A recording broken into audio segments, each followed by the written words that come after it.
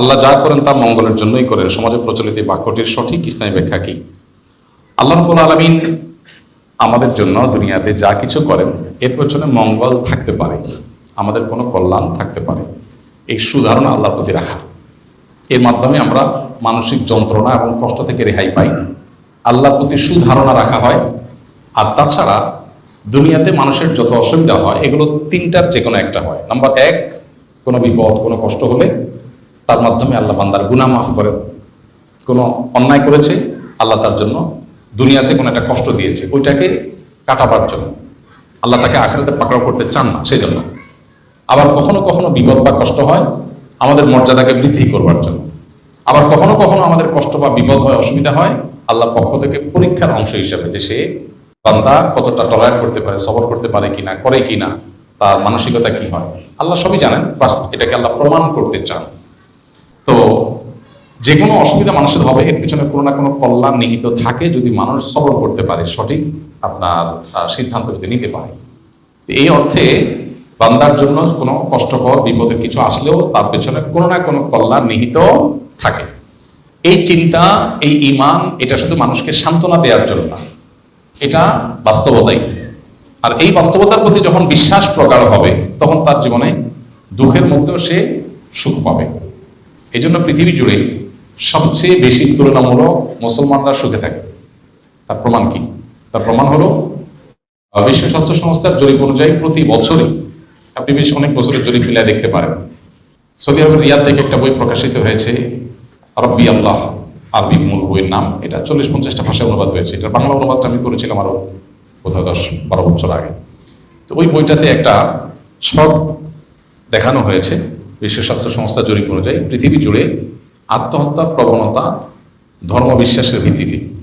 তো সেখানে দেখানো হয়েছে বেশ কয়েক বছরে দেখা গেছে যে গোটা বিশ্ব জুড়ে আত্মহত্যার প্রবণতা সবচেয়ে বেশি হলো যাদের কোনো ধর্মে বিশ্বাস নাই, কোনো সৃষ্টিকর্তার প্রতি বিশ্বাস নাই।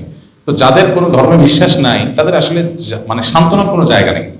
একটা মানুষের কোনো সান্ত্বনা তো লাগে, সান্ত্বনার কোনো জায়গা নেই, তাদের মধ্যে আত্মহত্যা বেশি। কারণ তারা সবচেয়ে বেশি মনের কষ্টে থাকে, দুঃখে থাকে, আত্মহত্যা মানুষ সাথে করে না। আর আত্মহত্যার প্রবণতা গোটা বিশ্বের রিলিজিয়াস যারা আছেন, ধার্মিক যারা আছেন, এদের মধ্যে সবচেয়ে কম হলো মুসলমানদের মধ্যে। অথচ মুসলমানরা সবচেয়ে দুঃখে আছে। আফ্রিকা জুড়ে মুসলমান না খেয়ে আছে, গোটা বিশ্বে মুসলমান যেখানে আছে সেখানে যুদ্ধ চাপিয়ে দেওয়া আছে, নানা রকমের জুলুম নিষ্পেষণ চলছে। আত্মহত্যা সবচেয়ে বেশি এদের মধ্যে থাকার কথা, কিন্তু পরিমাণ সবচাইতে কম। কারণ হচ্ছে তাদের ঈমান তাদেরকে সুখী করে। এই জন্য কেউ যদি সুখী হতে চায় সে সম্পদ সঞ্চয়ের চাইতে সেই জন্য দিনকে বেশি ধারণ করার চেষ্টা করে। কেউ যদি সত্যি সুখ চায় তাহলে তার সম্পদের চাইতে দিন ধারণের প্রয়োজন বেশি। হ্যাঁ, কেউ যদি ভাবসাব চায় তাহলে ডেফিনেটলি সম্পদ লাগবে। ভাবসাব ভিন্ন জিনিস, আর সুখের অভিনয় এক জিনিস, আর সুখ আরেক জিনিস। সুখের ভালো অভিনেতা হতে চান তাহলে অনেক টাকা পয়সা লাগবে, আর সুখী হতে চান তার জন্য দিন লাগবে, দিন আল্লাহর কাছে নিজেকে সারেন্ডার করার মতো মানসিকতা লাগবে, বাস। তো এই জন্য নবী করিম সাল্লাল্লাহু আলাইহি ওয়াসাল্লাম বলেছেন, আজাবান লি আমরিল মুমিন, আজাবান লি আমরিল মুমিন ইন্না আমরাহু কুল্লাহু খায়র। ঈমানদারের পুরো বিষয়টাই খুব পিকুলিয়ার, অদ্ভুত। কারণ ঈমানদারের জীবনে সবকিছুতেই কল্যাণ। ইন আসাবাহু খায়রুন, ঈমানদারের জীবনে যদি কোনো ভালো কিছু হয়, কোনো সুসংবাদ আসে, উপকারী কিছু আসে, তখন সে শাকারা, আল্লাহর শুকরিয়া জানায়, আলহামদুলিল্লাহ বলে, ক্রেডিটটা আল্লাহকে দেয়।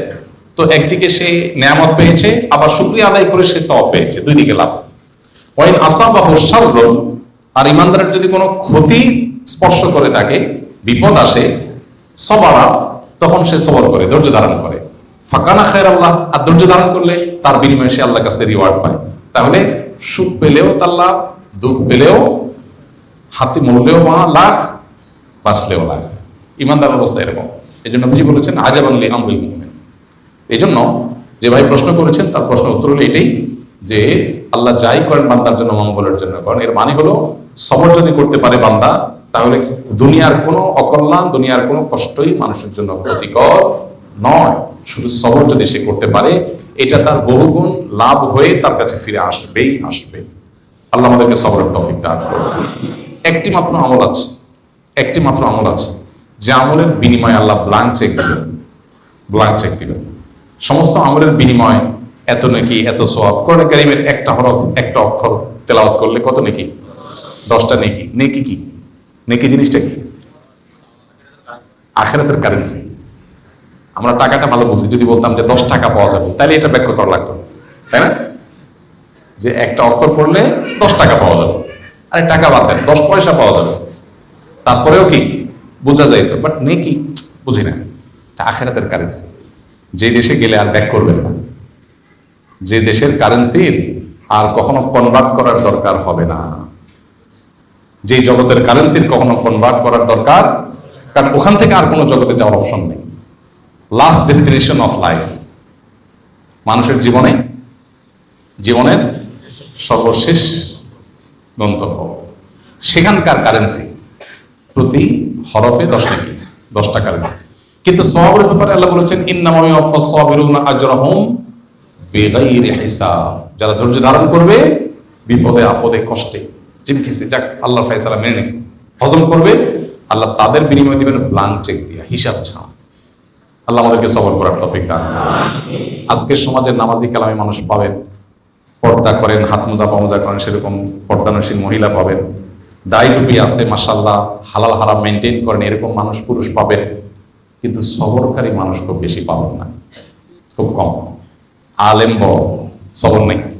আবেদ বড়, সবর নাই। বোরকা সাইজ ঠিক আছে, কিন্তু কি নাই? হালাল হারাম মেনটেন করেন, কিন্তু সবর নাই। ঘরে ঘরে বেসবরে ভরা। সবরওয়ালা মানুষ এখন পাওয়া যায় না। এখন সবাই নিজেকে অমরি মেজাজের মানুষ মনে করে, সবাই নিজেকে মুসাই মেজাজের মানুষ মনে করে। কোনো উল্টাপাল্টা দেখলে আমার মাথা ঠিক থাকে না, একদম উল্টাপাল্টা আমার সহ্য হয় না। উনি নিজে ঠান্ডা মাথা অনেক উল্টাপাল্টা করে যান, শুধু আরেকজনটা দেখে মাথা গরম হবে। শয়তান তার অপকর্মকে তার কাছে সুশোভিত করে দিয়েছে, সে মনে করছে সে অনেক ভালো মানুষ। আল্লাহ আমাদেরকে সবরের তৌফিক দান করুন। as-sabru jameel, সবরের চেয়ে সুন্দর কিছু নেই। আল্লাহ আমাকে আপনাকে আমাদের সবাইকে বেশি বেশি সবর করার তৌফিক দান করুন। যারা সবর করতে পারে এদের মর্যাদা আল্লাহ দুনিয়াতে বাড়ায়, আখিরাতেও। এই জন্য সবরকারী মানুষ অনেক বেশি দরকার। সাধারণ ইবাদত বন্দেগী কত আমল, সুবহানাল্লাহ আলহামদুলিল্লাহ কবে বলছেন, এটা থেকে বড় জিনিস হলো কতবার সবরের ডোক গিলতে পারছেন। মেজাজের বিরুদ্ধে কিছু হয়েছে, ডোকটা গিলে ফেলছেন, এটা কঠিন কাজ। আল্লাহ আমাদের তৌফিক দান করুন।